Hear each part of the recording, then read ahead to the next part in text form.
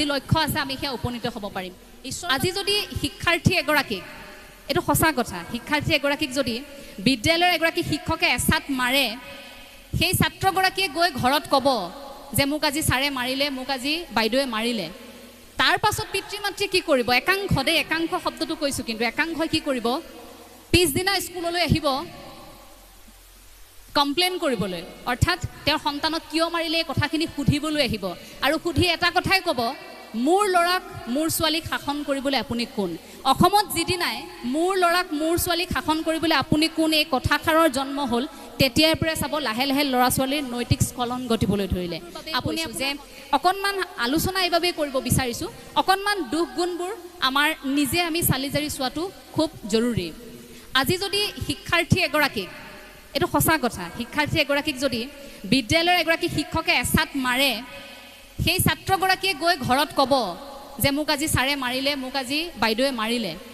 তাৰ পাছত পিতৃ মাতৃয়ে কি কৰিব একাংশ দেই একাংশ শব্দটো কৈছোঁ কিন্তু একাংশই কি কৰিব পিছদিনা স্কুললৈ আহিব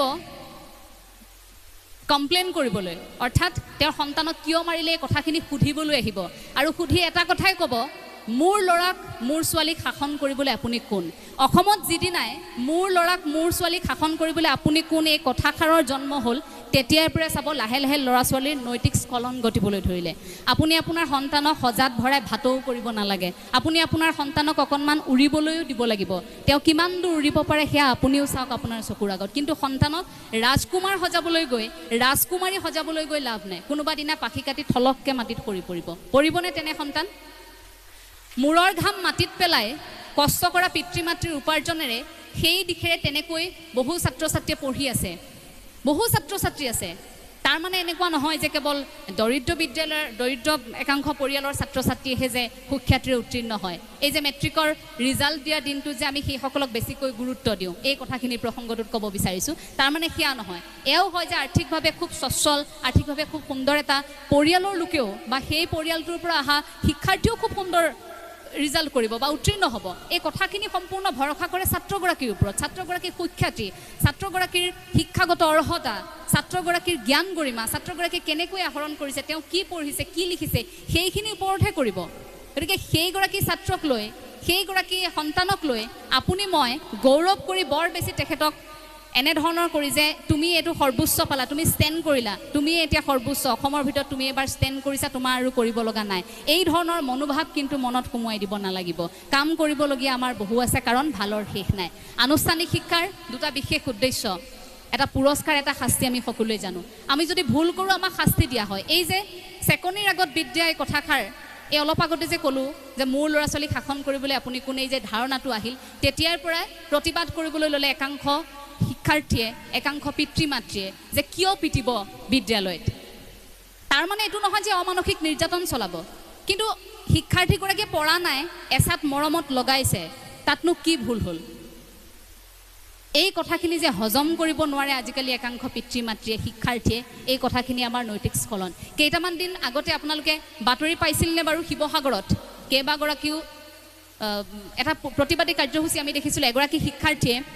শিক্ষাগুৰুগৰাকীকে চুৰিকাঘাত কৰিলে পাইছিল আপোনালোকে বাতৰিটো যিটো মুহূৰ্তত শিক্ষাগুৰু এগৰাকী বুলি কোৱাৰ লগে লগে আমাৰ আপোনা আপুনি মূৰ দু খাই যায় সেই মুহূৰ্তত ভাবকচোন আজিকালি এইখন অসমতে শিক্ষাগুৰুক মাৰিবৰ বাবে শিক্ষাগুৰুক একেবাৰে হত্যা কৰি পেলাবৰ বাবে মাৰণাস্ত্ৰ লৈ ফুৰিব পাৰে ছাত্ৰ ছাত্ৰীয়ে ইমান বেছি নৈতিক স্খলন সেই তাতেই আহে আধ্যাত্মিকতাৰ কথাখিনি আমাৰ যে ছাত্ৰ ছাত্ৰীসকলৰ মনত লাহে লাহে আধ্যাত্মিকতাৰ এই কথাবোৰ আধ্যাত্মিকতাৰ প্ৰভাৱ যে নোহোৱা হৈছে এই কথাবোৰ কিন্তু একেবাৰে সঁচা কথা আপোনালোকে উপলব্ধি কৰেনে বাৰু কথাবোৰ আধ্যাত্মিকতাৰ প্ৰভাৱ যেতিয়ালৈকে আমাৰ মাজত থাকিব তেতিয়ালৈকে কিন্তু আমি কোনো ধৰণৰ কুকাৰ্য কৰিব নোৱাৰোঁ কাৰণ আধ্যাত্মিক চেতনাই আমাক সমৃদ্ধ কৰি ৰাখে আধ্যাত্মিক চেতনা যদি থাকে তেন্তে আমি কোনো ধৰণৰ অনৈতিক কাৰ্যকলাপ আমি কৰিব নোৱাৰোঁ এই কথাখিনি বৰ্তমান সময়ত যথেষ্টভাৱে আলোচনা কৰাটো প্ৰয়োজন আধ্যাত্মিক চেতনা আহিবৰ বাবে আপুনি যে কেৱল ধৰ্ম কৰিব লাগিব ধৰ্ম কৰি ঘূৰি ফুৰিব লাগিব আপুনি নামঘৰত বহি থাকিব লাগিব ধুতি চুৰি আপুনি নামঘৰত নাম প্ৰসংগই যে কৰি থাকিব লাগিব সেয়া আধ্যাত্মিকতা সেয়া কিন্তু নহয় আপুনি ধৰ্মগ্ৰন্থ পঢ়ক, তাৰ পৰাও আপুনি আধ্যাত্মিকতা শিকিব। আপোনাৰ ঘৰুৱা পৰিৱেশৰ পৰা আপুনি আধ্যাত্মিকতা শিকিব। আপোনাৰ চাল চলন, আপোনাৰ আচাৰ ব্যৱহাৰ, আপোনাৰ প্ৰতিটো চুকে কোণে আপুনি পৰিৱেশৰ পৰা সেই কথাখিনি শিকিব। পৰিৱেশক যে আমি ধন্যবাদ দিব লাগে, ইমান এটা প্ৰাকৃতিক পৰিৱেশ, ইমান সুন্দৰ প্ৰতিবিধ সম্পদ আমি প্ৰকৃতিৰ পৰা আহৰণ কৰিছোঁ, কিন্তু তাৰ উত্তৰত আমি প্ৰকৃতিক কি দিছোঁ, এই কথাখিনি আমি কেতিয়াও ভাবি চোৱা নাই। এই যে আমি লাগে আমাক লাগে, আমি যিকোনো এটা বস্তু পাবলৈ যে আমি উদ্গ্ৰীৱ হৈ থাকোঁ, কিন্তু আমি কেতিয়াবা ঈশ্বৰক পাবলৈ, ভক্তিবাদৰ কথা ক'বলৈ, কেতিয়াবা নিজৰ সেই লক্ষ্যত উত্তীৰ্ণ হ'বলৈ ইমান বেছি লাগে সেই উগ্ৰীৱতা আমি কেতিয়াবা লৈ পাইছোঁনে বাৰু? সেই শক্তিটো যেতিয়া আমাৰ মাজত আহিব, তেতিয়াই হয়তো